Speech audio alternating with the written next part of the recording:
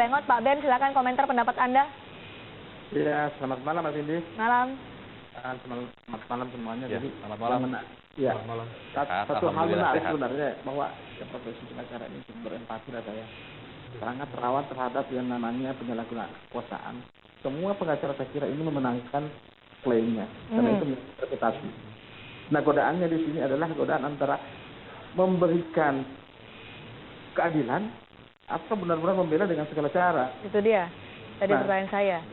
Pertanyaannya adalah bagaimana atau sejauh mana pihak peradi atau apapun namanya nama organisasinya memberikan perlindungan atau mempersenjatai anggotanya untuk bisa terhindar dari perbuatan-perbuatan tercela seperti itu, karena bagaimanapun kita mengatakan oknum itu terkait dengan organisasi juga menyangkut kualitas pembinaannya. Terima kasih Pak Jennifer. Baik, Pak Ben, silakan. Baik, terima kasih Pak Ben. Organisasi tentu akan melihat apabila memang ada anggotanya telah melakukan penyimpangan dari laporan, tentu tidak diam. Peradi harus memproses.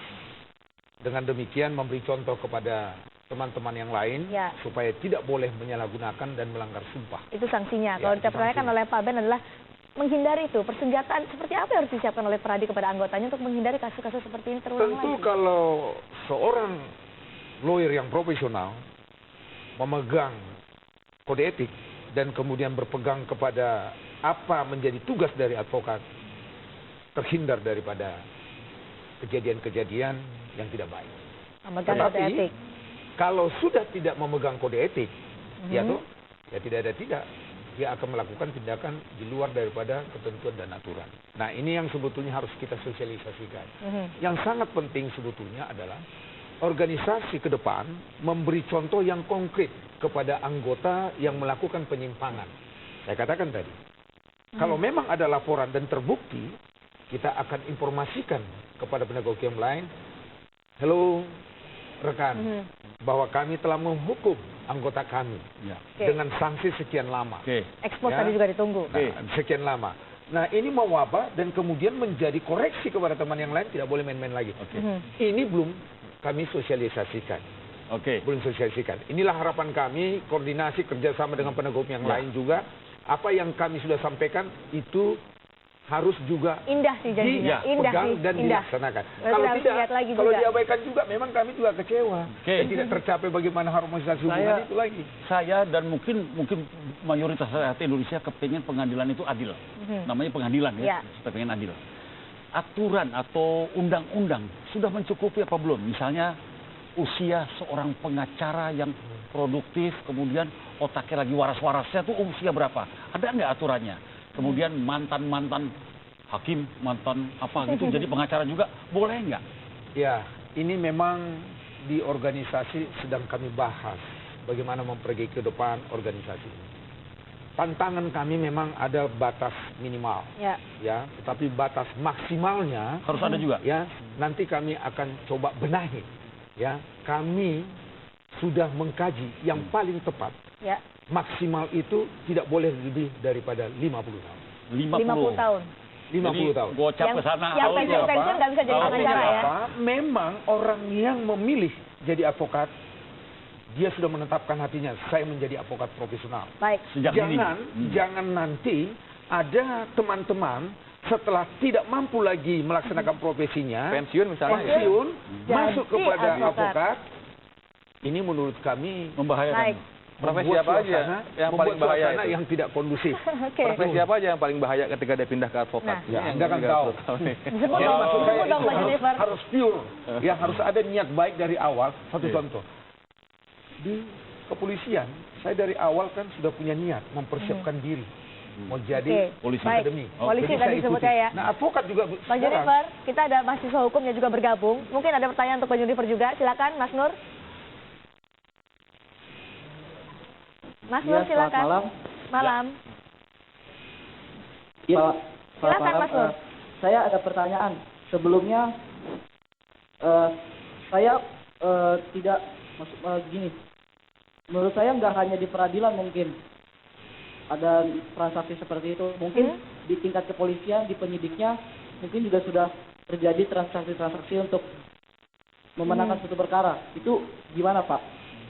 Oke. Ya nggak boleh juga. Sama. Ini juga seperti yang juga berdasarkan penelitian dari ICW juga ada penunjukan seperti itu ya. Menarik sekali memang ya itu apa yang dikatakan bahwa kan juga bukan satu atau dua misalnya oknum kepolisian yang terbukti melakukan korupsi sudah banyak sekali. Dan juga tadi saya katakan dalam konteks sistem peradilan gitu ya, itu yang meliputi tadi ya, misalnya kalau dia pidana meliputi criminal justice system ya, dari mulai awal, dari mulai penyelidikan sampai kemudian divonis bahkan sampai eksekusi, ini semua titik punya potensi korupsi. Misalnya dalam konteks di penyidikan, misalnya mengatur pasal yang diterapkan, misalnya bukti yang direkayasa atau bukti yang dirubah dan lain sebagainya. Di tahap eksekusi misalnya soal dalam yang kita lihat aset ya, artinya bagaimana kemudian ini menjadi mengaburkan aset ke luar negeri dan sebagainya. Menurut saya di beberapa negara maju itu kelas sudah lagi tidak seperti yang sekarang terjadi. Indonesia modus operandi itu? Kalau kita katakan tadi ya, mohon maaf, mungkin saya menilai masih pola-pola yang primitif ya. Yang tadi yang udah canggih itu udah mulai ada nggak di Indonesia? Ya, saya rasa gini yang kita lihat dulu pertama pola-pola primitif yang terjadi kan ketika ada hakim kemudian dia diberikan suap di tempatnya di Indonesia dan lain sebagainya. Beberapa yang canggih itu kan dia sudah tidak lagi memilih Indonesia untuk menjadi tempat transaksi, atau bahkan misalnya ada uang yang hasil kejahatan, ini yang kemudian tadi kejahatan terhadap keuangan, kemudian bisa pindah ke negara-negara yang kita istilahnya tax haven ya, misalnya seperti British Virgin Island, Cayman Island, dan lain-lain sebagainya. Tidak memberikan inspirasi kadang untuk saya rasa bukan itu. Artinya gini, canggih lagi ini. Saya rasa harus maju ya tadi. Konteksnya tadi apa? Ada lembaga seperti PATK, dia harus sudah mulai makin agresif. Kemudian KPK, kemudian juga kepolisian, kejaksaan, termasuk PRADI secara kelembagaan. Kita juga mengharapkan PRADI ini berwibawa ya. Jadi menjadi lembaga yang disegani untuk menjaga kehormatannya. Jangan lagi kalau mungkin 10 orang ini serius ya. 10 orang yang dicatat oleh ICW mungkin tidak ini hanya 10, serius. tapi ke depannya siapapun yang diproses PRADI harus mulai kelihatan unjuk gigi. Jadi jangan sampai ketika PRADI ya mungkin PRADI. Dia harus gigi nih. Ketika PRADI proses, jangan hati-hati. Kita nggak bisa main-main sama PRADI. PRADI bilang A, kita harus A. Jangan sampai ada penyimpangan-penyimpangan. Ini saya rasa ini menjadi PR paling besar untuk PRADI. Menjawab tantangan itu, PRADI. Terima kasih. Memang kami sekarang ini sudah berkoordinasi dan coba minta waktu dan kemudian duduk dengan penegak hukum yang lain. Bagaimana kita menjadi sinergi yang baik untuk melakukan penegakan hukum yang maksimal. Badan kerjasama itu ya, saya maksud tadi ya. Nah ini, apa kekurangan di dalam sistem ini, mari kita perbaiki bersama. Di mana sih lubangnya, di mana sih masalahnya. Tidak boleh hanya PRADI di dalam menata ini. Tidak boleh hanya kepolisian menata ini. Tidak boleh dengan kehakiman. Mari, di mana kelemahan PRADI, di mana kelemahan kehakiman, di mana kepolisian dan kejaksaan, kita satukan.